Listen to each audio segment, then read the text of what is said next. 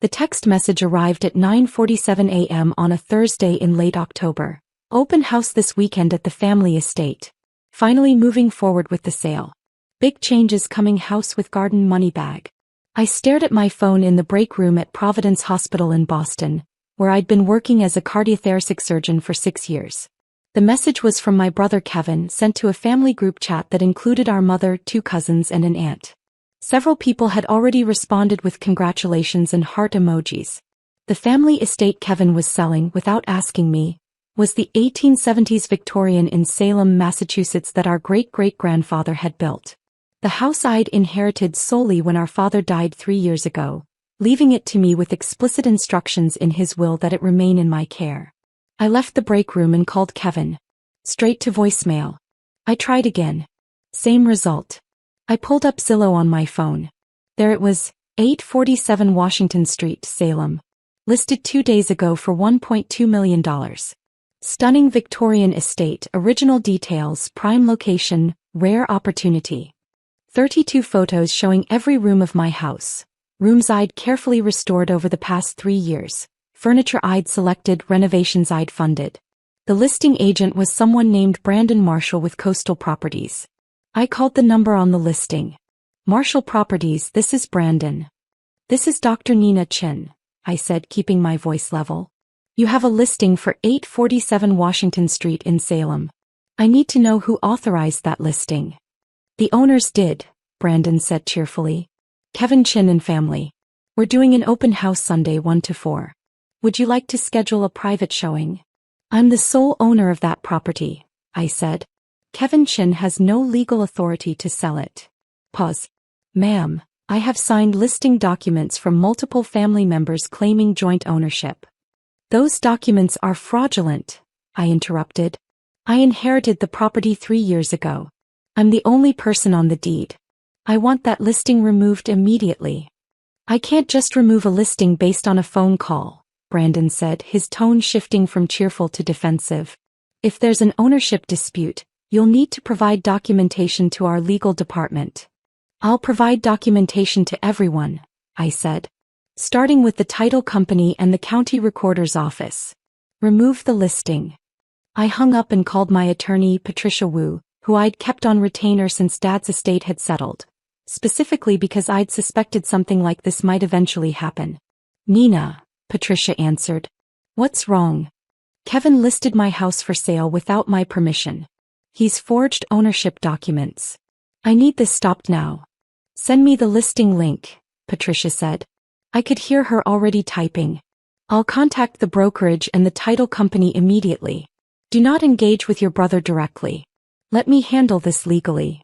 20 minutes later, Patricia called back. Nina, this is worse than we thought. I pulled the title history. Kevin has been filing fraudulent documents with the county recorder for 10 years. Quitclaim deeds, power of attorney forms, beneficiary designations. He's created a paper trail suggesting shared ownership that doesn't legally exist. 10 years. I asked.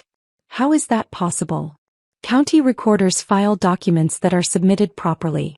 They don't verify the accuracy of every claim unless someone challenges them. Kevin has been systematically filing false documents since your father was still alive, probably planning for exactly this moment.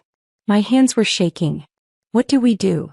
I'm requesting an emergency hearing with the county recorder and the title company.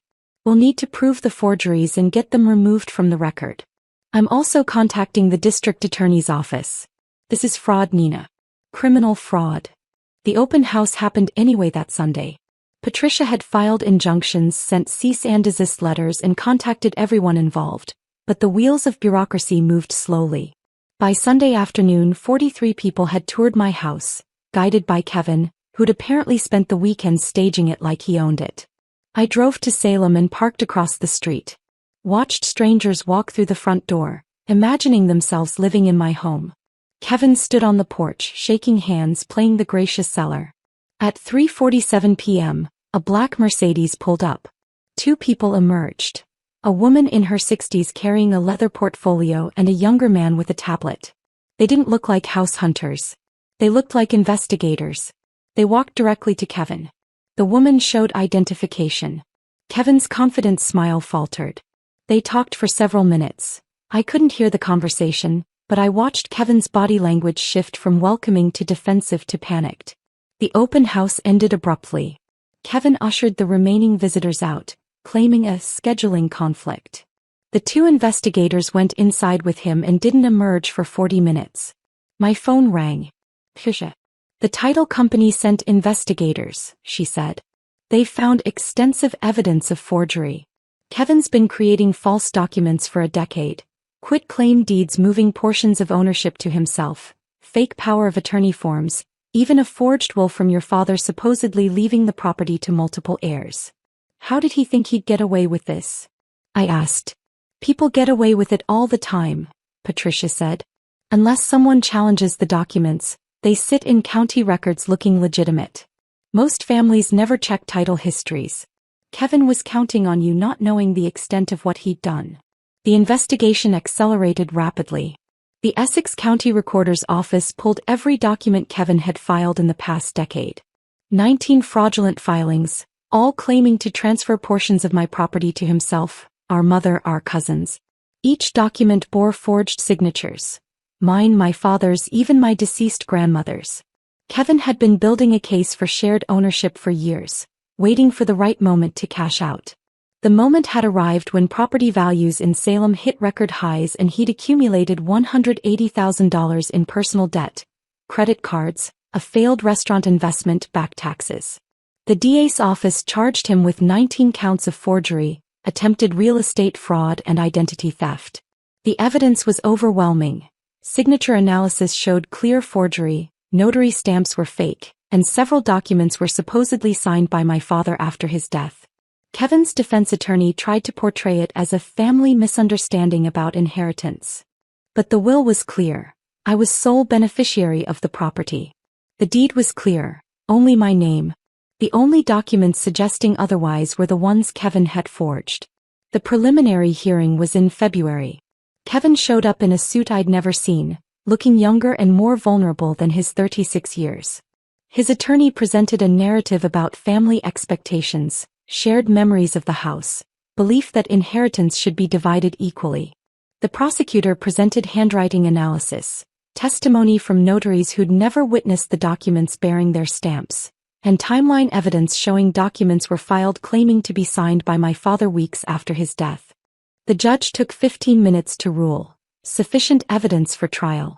Kevin was released on $25,000 bail with conditions preventing him from approaching my property or contacting me directly. My mother called that evening. First time we'd spoken in 2 months. You're sending your brother to prison, she said. No greeting, no preamble. Kevin sent himself to prison, I replied. By committing fraud for 10 years. He thought the house should belong to all of us. Your father would have wanted that. Dad's will explicitly left it to me, I interrupted. Not to all of us. To me. Because I was the one who spent every summer helping him restore it. The one who researched Victorian architecture with him. The one who understood why that house mattered. So Kevin deserves prison because he wasn't interested in old houses? Mom's voice rose. He's your brother, Nina. Family. Family doesn't forge my signature on legal documents, I said. Family doesn't commit felony fraud. Kevin did this to himself. She hung up. Kevin's trial was scheduled for May, but he accepted a plea deal in April. Pleaded guilty to attempted fraud and forgery in exchange for reduced charges. Sentenced to 18 months in county jail, 3 years probation, $45,000 in restitution to cover my legal fees and the title company's investigative costs. The county recorder's office systematically removed every fraudulent document Kevin had filed. My property title was cleared, showing what it had always been. Sole ownership, Nina Chin, inherited August 2021. I haven't spoken to Kevin since the preliminary hearing. He sent one letter from jail 3 months into his sentence. Long, rambling, alternating between apology and justification.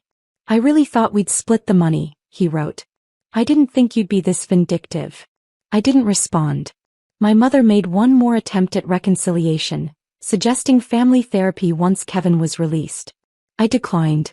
Some relationships end not because of one betrayal but because that betrayal reveals what was always there. A fundamental belief that my assets were negotiable, my inheritance was debatable, my father's explicit wishes were optional. Kevin got out last month. Moved to New Hampshire, according to his probation officer who contacted me as required by the restraining order. He's working construction, living with a friend, forbidden from having any contact with me for 3 years. I still own the Victorian. Still live in it on weekends, commuting from Boston. Still maintain the careful restorations my father and I worked on together. The original crown molding, the hand-carved banisters, the stained glass windows we spent 2 summers repairing. Sometimes I walk through the rooms and think about Kevin giving tours to strangers, selling my house out from under me while I was in surgery saving lives. About the 10 years of systematic forgery, the careful planning, the moment he thought he'd finally won. The county records found the decade of forgeries because Patricia knew to look. Because I'd hired competent legal help. Because the title company did their job properly. Some people call me unforgiving for not reconciling with Kevin. Mom certainly does in the occasional emails I don't respond to. But I call it protecting what my father gave me. Not just a house but the explicit trust that I'd preserve it properly. That I wouldn't let it be stolen or sold or divided among people who saw it as nothing more than a real estate asset. Kevin chose fraud over honesty. He chose theft over conversation. He chose a decade of systematic deception over simply accepting that some inheritances aren't meant to be shared. The property attorney found what Kevin spent 10 years trying to hide. That every document claiming he owned my house was a lie. And that truth saved what my father worked his whole life to build. That's the ending we both earned.